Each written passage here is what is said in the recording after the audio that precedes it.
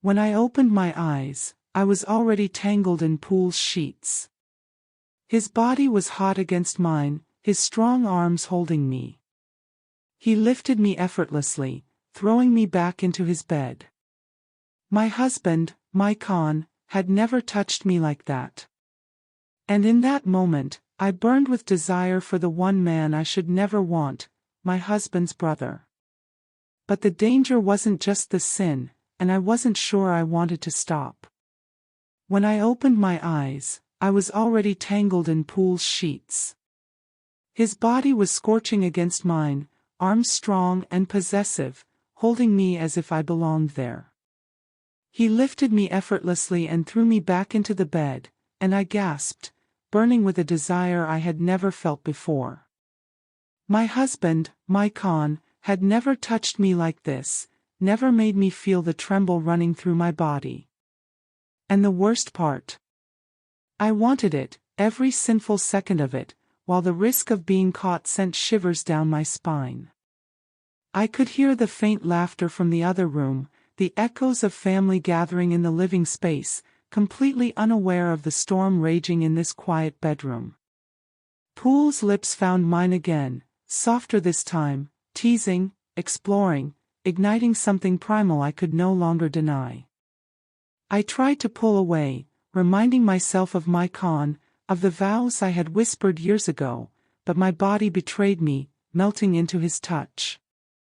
The temptation was too strong, too immediate, too dangerous. Every kiss, every brush of his fingertips across my skin made my heart pound like a warning bell. I knew the boundaries we were crossing, the line we were stepping over, but I couldn't stop. The thrill of being forbidden, of playing with fire, consumed me entirely. I felt my mind spin with conflicting emotions, guilt, excitement, longing, and yet, every second spent in Pool's embrace felt unbearably right. I shouldn't, I whispered against his lips, the words trembling, half a warning, half a plea. Pool only smirked, a knowing glint in his eyes that made my chest ache. "Don't fight it, Alice," he murmured, his voice low, intoxicating. "You want this as much as I do." And in that instant, I realized I couldn't deny it any longer, the desire had won, and nothing else mattered. But the danger wasn't just the sin, it was that I wanted to be caught. The thought sent a thrill through me, sharper than any kiss, hotter than any touch. Every sound outside that room, every footstep on the floor above, was a drumbeat reminding me that what we were doing was forbidden, explosive, and utterly irresistible. And as Pool pressed closer, I knew this was only the beginning of something that could destroy us all, or ignite something I'd never imagined. The house was quiet. Pool's hands roamed my body with a confidence I had never known, his touch both thrilling and terrifying. I gasped as he pressed me against the wall, the heat between us unbearable, my mind screaming with guilt while my body betrayed me completely. Every brush of his lips sent waves of fire through me, each kiss a delicious rebellion against everything I had promised to my Khan.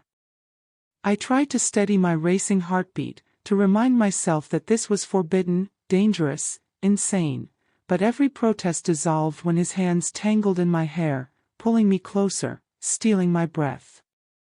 The thrill of being so exposed, of the chance that someone could walk in at any second, made my desire explode, louder than any caution in my mind. "Pool, stop," I whispered, but my voice was weak, trembling, betraying exactly how much I wanted him. He smirked, leaning down to nuzzle my neck, and a shiver ran through me. "I won't stop, Alice," he said, voice low and possessive. "Not when you want it this badly." I closed my eyes, surrendering to the sensation, letting the world fade until there was only him, only us, and the sinful heat that threatened to consume everything. It was wrong, it was dangerous, and yet it was the only thing that felt right in the entire world. I could feel my pulse racing, the tension between us so thick it was almost tangible. Every heartbeat reminded me of the risk, the fragility of the walls keeping our secret, the razor-thin line between passion and disaster.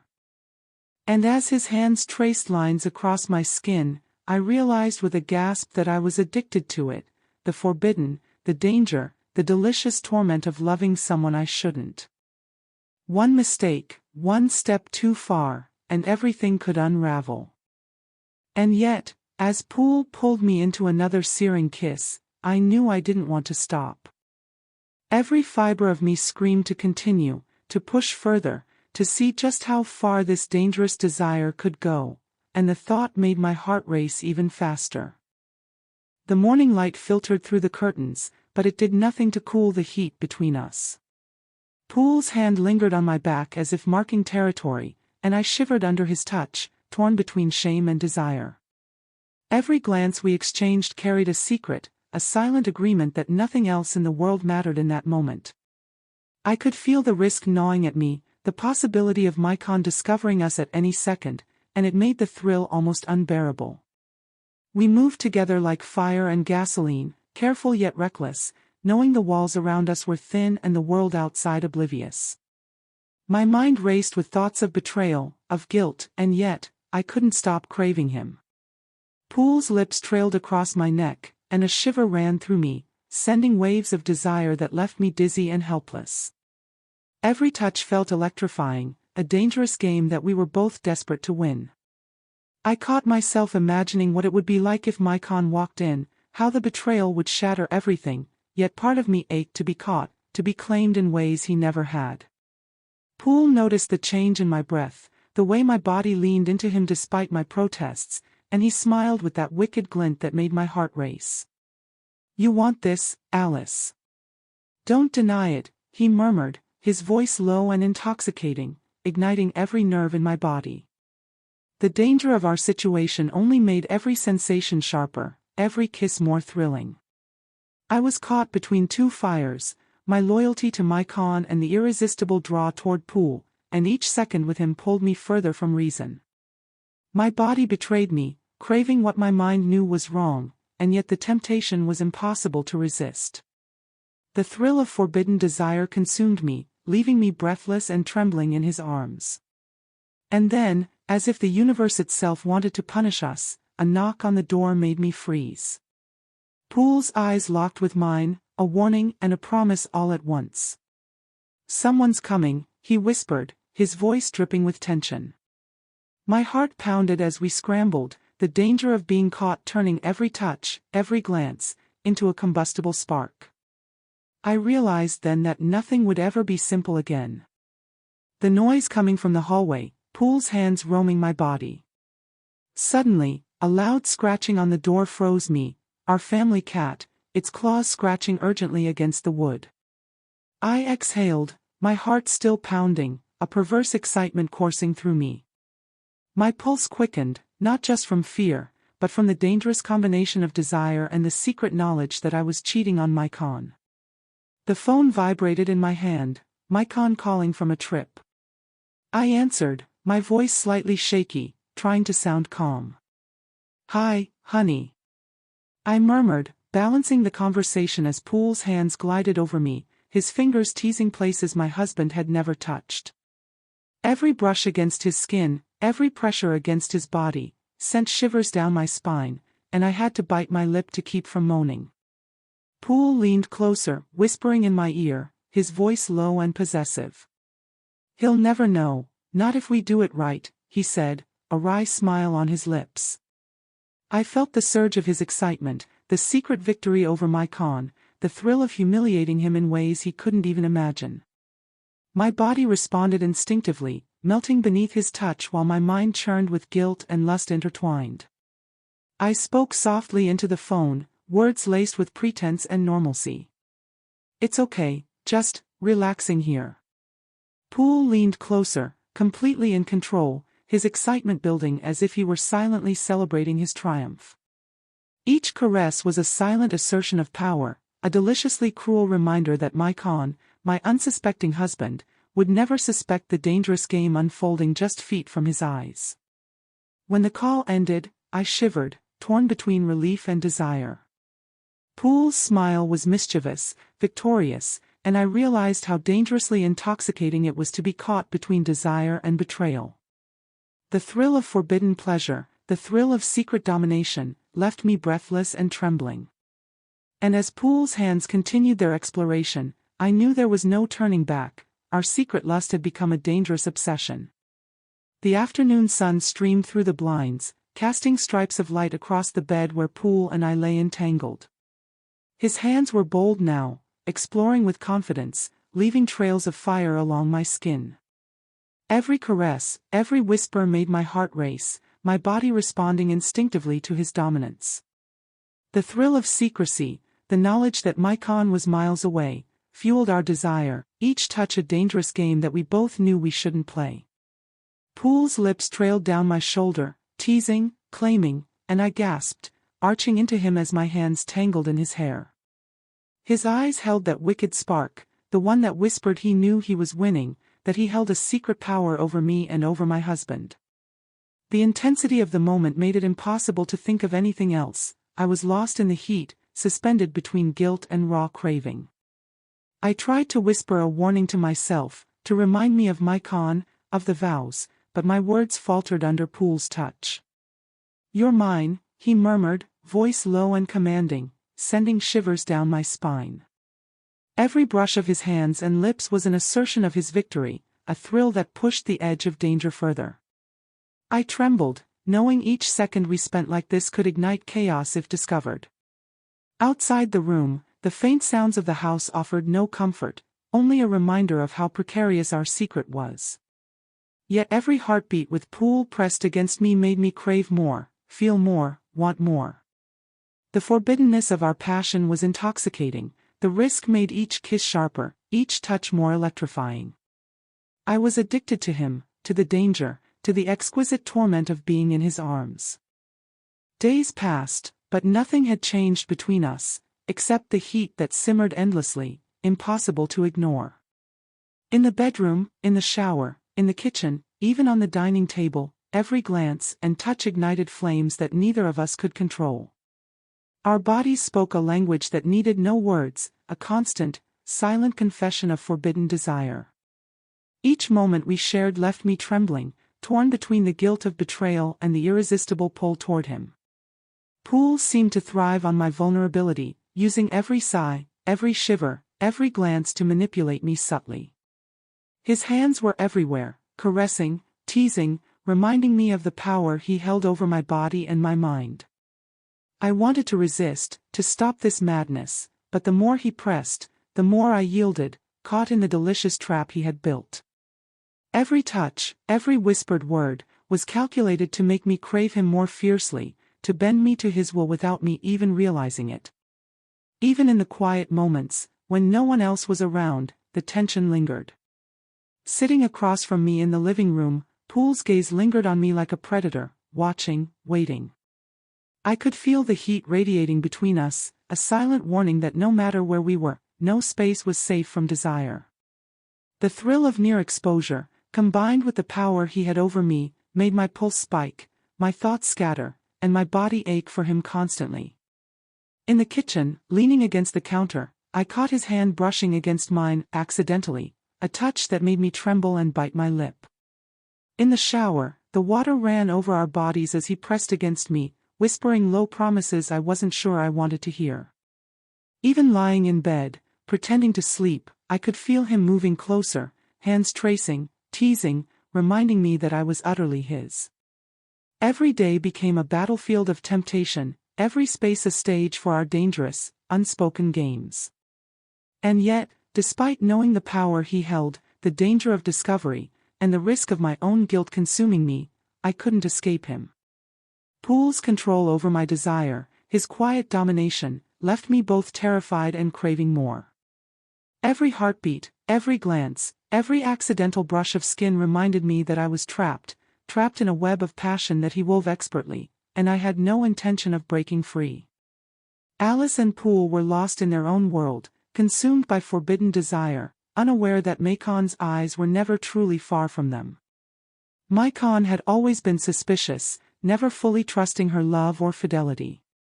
Behind his charming facade, he had set up cameras in every corner of the house, watching, recording, always one step ahead. Alice's breath hitched as she realized the potential of what she was doing, but for now, she was oblivious, lost in Poole's arms and manipulations. Every touch, every stolen kiss between them carried a secret thrill, but the walls themselves were silent witnesses. Poole moved with confidence, using her desire to bend her will, never imagining that Mycon might already know everything, or at least, everything he suspected. The thrill of secrecy was intoxicating, but little did Alice know, the stakes were far higher than she could have imagined. Mycon, miles away on his trip, had been leading his own double life. Women outside the marriage were nothing new to him, a secret world of pleasure he had carefully hidden from Alice. She had no idea, no inkling of the games he had been playing, or the surveillance that would soon bring her reckless passion into the light. The truth, when it came, would shake everything she believed about trust, love, and the man she thought she knew. As Poole whispered into her ear, claiming every inch of her, Alice had no idea that Mycon's presence lingered in every shadow, in every room, through every lens he had planted. Her desire for Poole was the very thing that Mycon had feared, the very temptation he had anticipated, and the thrill of being caught loomed closer than she could ever imagine. The tables were set for a collision she could never foresee. And yet, in the heat of the moment, with Poole's lips on hers and his hands guiding her every movement, Alice's mind was far from caution. She was intoxicated by desire, blind to danger, unaware that the man she had vowed to love and honor had secrets that could destroy everything. The very intimacy she craved was a ticking time bomb, waiting to explode. Alice and Poole were lost in their own world, consumed by forbidden desire, unaware that Mycon's eyes were never truly far from them. Mycon had always been suspicious, never fully trusting her love or fidelity. Behind his charming facade, he had set up cameras in every corner of the house, watching, recording, always one step ahead. Alice's breath hitched as she realized the potential of what she was doing, but for now, she was oblivious, lost in Poole's arms and manipulations. Every touch, every stolen kiss between them carried a secret thrill, but the walls themselves were silent witnesses. Poole moved with confidence, using her desire to bend her will, never imagining that Mycon might already know everything, or at least, everything he suspected. The thrill of secrecy was intoxicating, but little did Alice know, the stakes were far higher than she could have imagined. Mycon, miles away on his trip, had been leading his own double life. Women outside the marriage were nothing new to him, a secret world of pleasure he had carefully hidden from Alice. She had no idea, no inkling of the games he had been playing, or the surveillance that would soon bring her reckless passion into the light.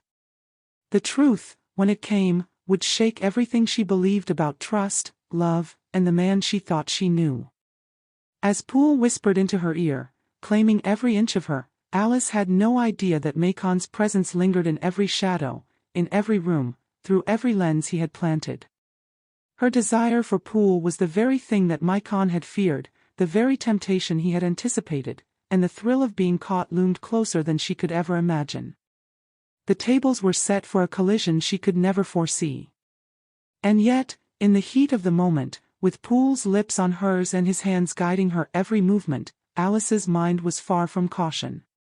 She was intoxicated by desire, blind to danger, unaware that the man she had vowed to love and honor had secrets that could destroy everything.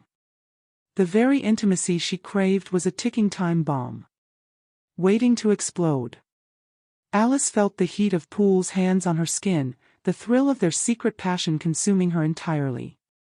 Every kiss, every brush of fingertips was a delicious rebellion against her vows, but the scratching at the door reminded her that the house was not as empty as it seemed. The cat's claws traced the wood again, a tiny alarm that mirrored the tension pooling in her chest. Poole smirked, eyes dark with triumph, using her desire to keep her entranced, fully aware of the power he held over her mind and body. Her phone buzzed, another message from Mycon. Alice answered with trembling fingers, voice soft, careful, while Poole pressed close, his hands claiming her as if the world belonged to him.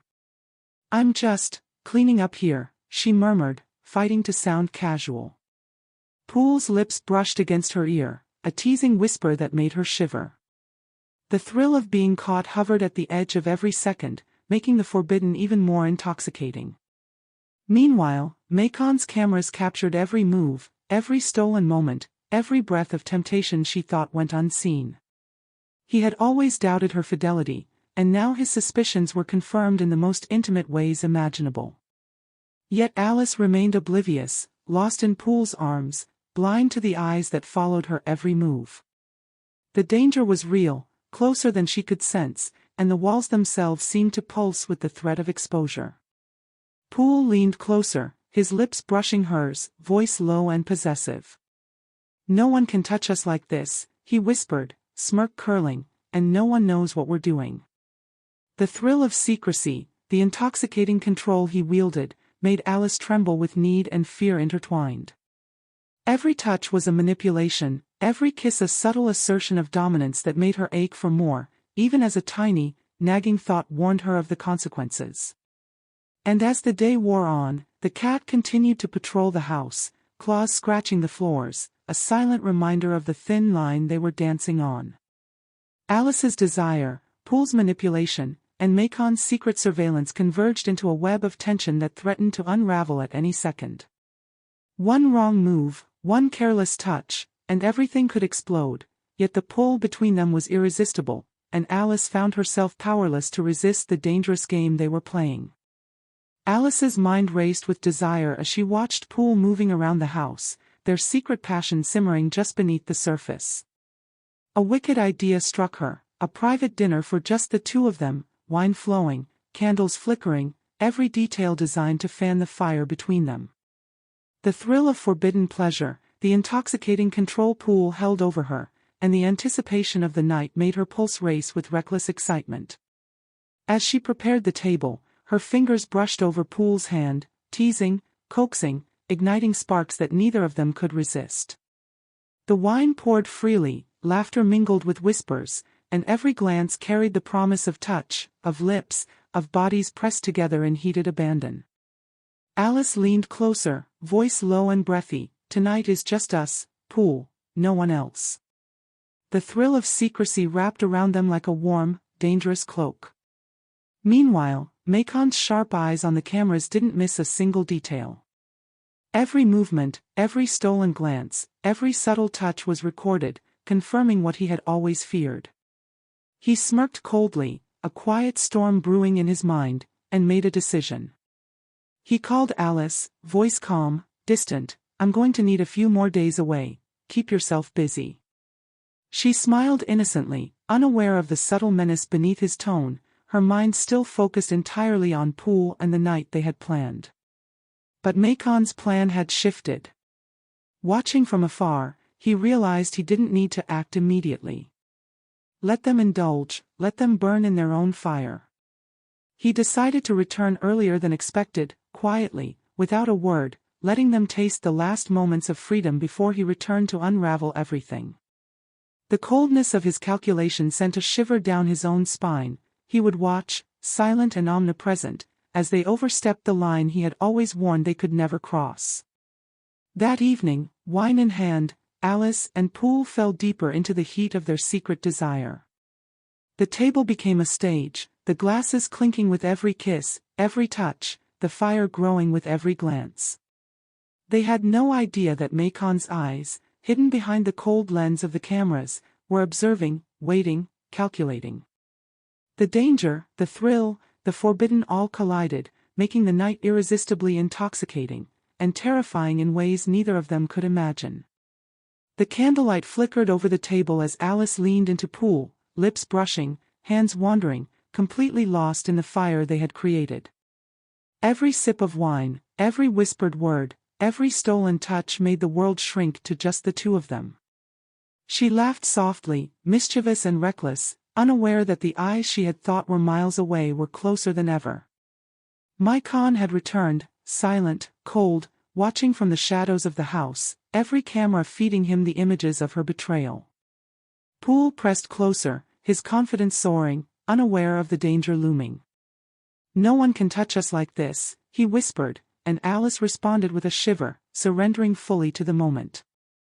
Desire and sin tangled together as if nothing else existed, but the illusion of safety shattered when a faint click of the front door echoed through the house. Maikon was home, and the warmth of their passion turned instantly into a hot spike of terror. Alice froze, wine glass trembling in her hand, eyes wide, as Poole followed her gaze. The man they had both ignored, the one she had vowed to love, was there, standing in the doorway, expression cold, calculated, and utterly unyielding. The thrill of secrecy vanished, replaced by a sharp, terrifying reality. Every touch, every kiss, every moment of pleasure had been seen. Her heart raced, her body quivering with guilt and lingering desire, trapped between shame and the need to flee. Makon's voice was quiet but icy, carrying through the living room like a blade. "Enjoying your dinner?" he asked, each word deliberate, heavy with contempt and quiet fury. Poole's bravado faltered for the first time, eyes narrowing, realizing the power he had so arrogantly claimed was about to be challenged. Alice could only stand, trembling, unable to form words, her mind spinning with fear and lust tangled together, as Maikon stepped closer, cold and imposing, every step reminding her of the consequences she had ignored. And in that moment, the forbidden flame that had consumed them all was confronted with the harsh light of truth. Desire, manipulation, and betrayal collided, leaving nothing untouched. Poole's victory evaporated, Alice's innocence shattered, and Makon's calculated presence turned the house into a battlefield of emotions. Nothing would ever be the same. Every secret, every touch, every stolen moment had led to this moment of reckoning. The house was quiet now, the storm of secrets and passion behind them, leaving only the echoes of what had been. The marriage, once a promise of forever, lay in ruins, broken by mistrust, betrayal, and unspoken desires. Alice and Maikon no longer spoke as lovers, only as two strangers who shared a past, meeting at family events with polite distance, avoiding the memories of passion and pain. The love they once had crumbled, leaving only the harsh reality that some bonds cannot survive deceit. Alice sometimes saw Poole, stolen moments of fire and longing, brief encounters that reignited old desires but carried no promise of forever. Their passion remained intense, wild, and intoxicating, yet carefully confined to fleeting moments, free from the expectations and chains of a formal commitment. Desire, once forbidden and consuming, became a bittersweet reminder of what could not last, a flame that warmed without burning the heart completely. Maikon continued his life with a detached confidence, dating, flirting, and indulging in women outside the marriage, a man who had learned to compartmentalize pleasure from responsibility. Single and unbound, he carried the knowledge of betrayal like a cold shield, protecting himself from future heartbreak while silently judging the choices of those around him. The chess game of desire and deception had left him hardened, observant, and untouchable. The two brothers never spoke of the past, their encounters reduced to polite nods, distant smiles, and the empty rituals of family gatherings. What had once been a triangle of fire and obsession dissolved into a landscape of restraint and consequence. Alice had learned the cost of passion unchecked, Poole had learned the thrill of manipulation and the limits of control, and Maikon had learned that suspicion, when justified, carried its own power. In the quiet aftermath, Alice reflected on what remained, a marriage that had failed, a love that had been impossible, and moments of desire that could never be reclaimed. Separation had spared them more pain, allowed wounds to heal slowly, and left a fragile equilibrium in place. The fire between Alice and Poole smoldered, alive but contained, a secret thread of longing in a world where some desires are meant to burn and fade rather than consume completely.